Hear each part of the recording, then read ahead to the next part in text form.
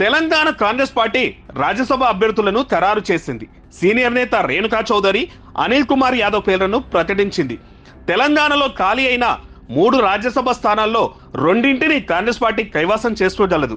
ఒక్కో రాజ్యసభ స్థానానికి 30 మంది ఎమ్మెల్యేల బలం అవసరం ఉంటుంది. తన మిత్రులతో కలిసి 65 ఎమ్మెల్యేలు ఉన్న కాంగ్రెస్ కు 2 సీట్లు లాంఛనమే. అయితే మరో సీటు పోటీలోనూ కాంగ్రెస్ అభ్యర్థులను నిలబెడుతుందని వార్తలు గుప్పుమన్నాయి.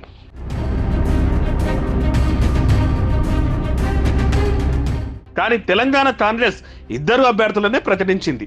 దీంతో బీఆర్ఎస్ ఊపిరి పీల్చుకుందనే వార్తలు వస్తున్నాయి. ఒకవేళ ముగ్గురిని నిలబెట్టింటే క్రాస్ ఓటింగ్ టెన్షన్, ఎవరెవరు పార్టీ మారుతున్నారో అన్న టెన్షన్, ఇప్పటికే సీఎం రేవంత్ ను కలిసిన ఎమ్మెల్యేల ఆందోళన బీఆర్ఎస్ ను కలవరపెట్టే అంశాలుగా మిగిలేవి. బట్ అట్లాంటి టెన్షన్ లేకుండా బీఆర్ఎస్ కు కుసింత రిలాక్స్ ఇచ్చిందనే చెప్పాలి కాంగ్రెస్.